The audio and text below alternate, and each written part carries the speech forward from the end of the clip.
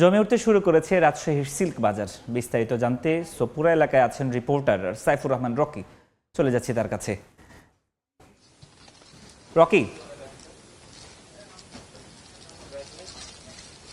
আসন্ন ঈদ উল ফিতরকে সামনে রেখে রাজশাহীতে সিল্কের পোশাকের বেচা কেনা জমে উঠতে শুরু করেছে। আমরা রাজশাহীর যে সোপুরা এলাকা আছে সেখানে সিল্কের যে শোরুমগুলো রয়েছে সেখানে অবস্থান করছি। মূলত এইখানে আপনারা দেখছেন যে এখানে নারীরা বিশেষ করে শাড়ির জন্য তারা কিন্তু উন্মুখ হয়ে আছেন এবং সিল্কের শাড়ি তাদের খুবই পছন্দ, মানে ভালো, গুণে ভালো এবং সব সময় পরে আসলে এটি অনেক বেশি আরামদায়ক হওয়ার কারণে আসলে যে কোনো উৎসব পার্বণেই তারা আসলে এই সিল্কের জন্য কিন্তু সিল্কের শাড়ির জন্য তারা কিন্তু ছুটে বেড়ায়।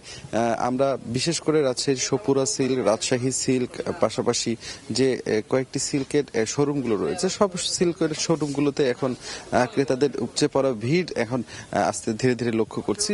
বেলা যত বাড়ছে এই ভিড় কিন্তু ঠিক ততই বাড়ছে। আপনারা জানেন যে আরো যেহেতু বেশ কিছুদিন ঈদের বাকি আছে সেই কারণে এখনো একেবারে খুব বেশি যে জমজমাট লোকারণ্য অবস্থা সেটি কিন্তু না দেখলেও কিন্তু যারা আসছেন তারা তাদের পছন্দের জিনিস কিনছেন, পাশাপাশি তাদের প্রিয়জনদের জন্য কিনছেন, একই সাথে কিন্তু তাদের পরিবার পরিজন সহ অনেকে আসছেন, এসে তাদের পছন্দের জিনিসটি কিনছেন।